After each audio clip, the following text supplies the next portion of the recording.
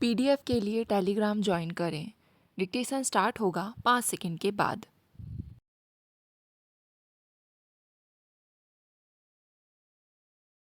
अधिष्ठाता महोदय, नेहरू एक बहुत बड़े समाजवादी थे, परंतु समाजवाद की किसी रूढ़ रूपरेखा को यथावत अंगीकार करने की बजाय उन्होंने इसे अपने सांचे में ढालकर ग्रहण किया था। बहुत पहले 1939 में उन्होंने कहा था, मैं स्वयं को समाजवादी मानता हूँ और इस तरह यह भी मानता हूँ कि बड़े उद्योग इस देश के लिए आवश्यक हैं, लेकिन हम केवल बड़े उद्योगों से ही इस देश की ग्रामीण जनता का विकास नहीं कर सकते। यह तो खादी और ग्रामोद्योगों द्वारा ही संभव है। हाँ, जो चीज़ें गांवों में नहीं बन सकती, उनके लिए हमें बड़े कारखानों को काम में लेना चाहिए।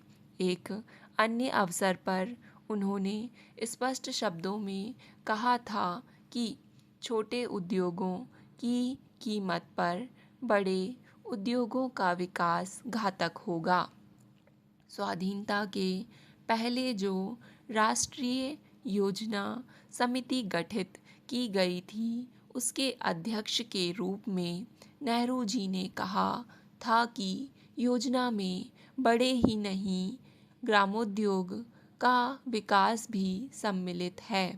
राष्ट्रीय योजना आयोग ने भी सितंबर 1985 में उपभोक्ता सामग्री और रोजगार के लिए ग्रामोद्योग के महत्व को स्वीकार कर लिया था।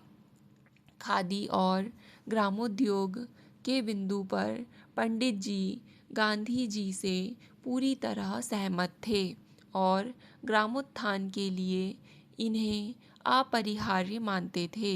उनका तो लक्ष्य ही एक ऐसे आर्थिक ढांचे का निर्माण करना था जो बिना व्यक्तिगत एकाधिकार तथा पूंजी के केंद्रीयकरण के अधिकतम उत्पादन प्रदान कर सके और शहरी तथा ग्रामीण अर्थव्यवस्था में संतुलन ला सके।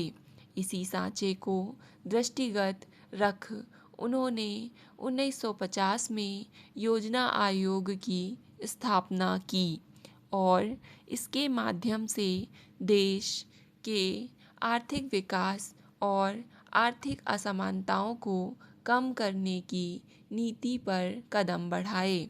अपनी योजनाओं में उन्होंने मिश्रित अर्थव्यवस्था को प्रश्रय दिया।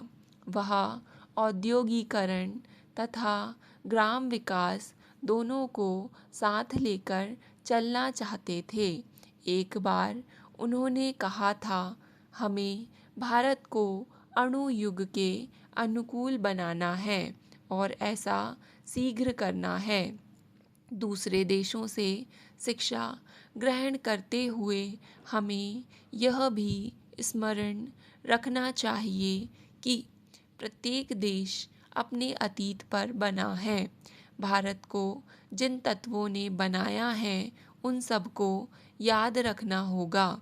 जो लोग विज्ञान और प्रौद्योगिकी के प्रति नेहरू के मुंह पर नाक भौं सिकोड़ते हैं, उन्हें यह समझना चाहिए कि वे इन्हें आम आदमी, ग्राम्य जन तक पहुंचाना अपना कर्तव्य समझते थे। अधिष्ठाता महोदय, पंडित नेहरू को भारतीय योजना का पिता कहा जाता है।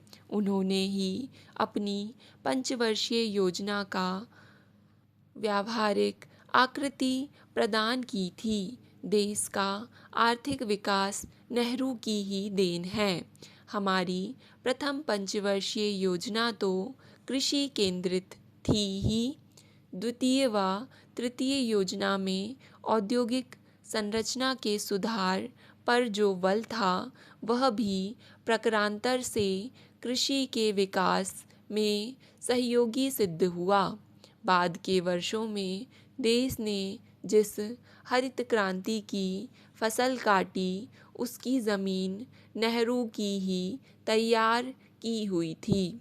पंडित जी ने सहकारिता के प्रसार पर भी खूब जोर दिया, क्योंकि वे यह मानते थे कि भारतीय कृषक समाज की विभिन्न समस्याओं को सहकारिता के माध्यम से ही हल किया जा सकता है। वर्ष 1960 के नागपुर कांग्रेस अधिवेशन में उन्होंने सहकारी खेती के पक्ष में एक प्रबल प्रस्ताव भी पारित करवाया। ग्रामीण भारतीय ग्राम्य जीवन की बेहतरी के लिए पंडित जी ने जो अनेक काम किए, उनमें एक बहुत महत्वपूर्ण काम है ज़मींदारी उन्मूलन। उन्होंने देश के हर राज्य में ज़मींदारी उन्मूलन के लिए विधेयक पारित करवाए और इस तरह ग्रामीण जीवन से शोषण का कलंक हटाने की पहल की। प्रथम पंचवर्षीय योजना काल में ही नेहरू जी ने सामुदायिक विकास योजना भी लागू की, जिसने ग्रामीण भारत की काया पलटने में महती भूमिका निभाई। नेहरू जी यह मानते थे कि यदि भारतीय किसानों को नए तरीके बताए जाएं तो वे बिना संकोच अपनाएंगे और अपनी ज़िंदगी को बेहतर बनाएंगे। भारतीय ग्राम्य जीवन के विकास के लिए नेहरू जी ने कुटीर उद्योगों की स्थापना पर भी पूरा जोर दिया। 1948 में उन्होंने एक कुटीर उद्योग बोर्ड की स्थापना करवाई तथा 1951 में अखिल भारतीय खादी व ग्रामोद्योग उद्योग आयोग स्थापित करवाया। इसी क्रम में हैंडलूम बोर्ड, रेशम बोर्ड आदि भी गठित करवाए।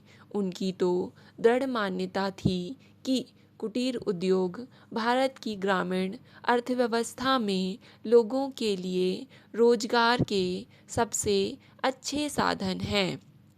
अपने सामुदायिक विकास कार्यक्रमों में जन सहयोग प्राप्त करने तथा अकिंचन ग्रामवासियों के सर्वतोमुखी विकास के लिए पंडित जी ने जो सबसे महत्वपूर्ण काम किया वह था पंचायती राज की स्थापना। 17 अप्रैल 1959 को मद्रास में एक भाषण में उन्होंने कहा था, प्रत्येक गांव में एक शक्ति संपन्न ग्राम पंचायत होनी चाहिए, उसे पर्याप्त अधिकार दिए जाने चाहिए। उसी तरह गांवों में सहकारी समितियां होनी चाहिए। मुझे कोई संदेह नहीं कि ये कर्मचारी और अधिकारी सच्ची लगन से काम करेंगे और जनता की सेवा के इस मौके को हाथ से ना जाने देंगे। मुझे सार्वजनिक क्षेत्र के कर्मचारियों की समझदारी में पूरा विश्वास है और मुझे भरोसा है कि वे इस विश्वास को पूरा करेंगे। मैं यह भी बता दूं कि बहुत बड़ी संख्या में कर्मचारियों ने स्वयं मेरे पास आकर मुझे अपने सहयोग का आश्वासन दिया था। मैं व्यापारियों और उद्योगपतियों से अनुरोध करता हूँ कि वे राष्ट्रीयकरण को हार मानकर स्वीकार ना करें, बल्कि देश की अर्थव्यवस्था की उन्नति में सक्रिय हाथ बढ़ाएं। मैं उनको याद दिलाना चाहता हूँ कि सरकार का और उनका हित इसी में है कि आर्थिक उन्नति की गति को तेज करने में मिलकर प्रगतिशील ढंग से काम किया जाए।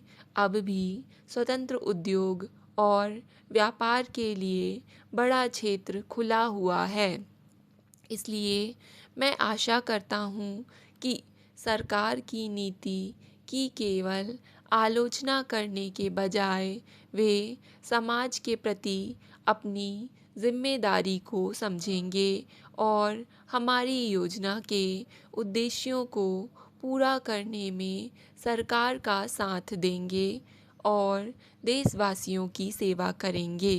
स्टॉप। डिक्टेशन पसंद आए तो वीडियो को लाइक तथा चैनल को सब्सक्राइब ज़रूर करें।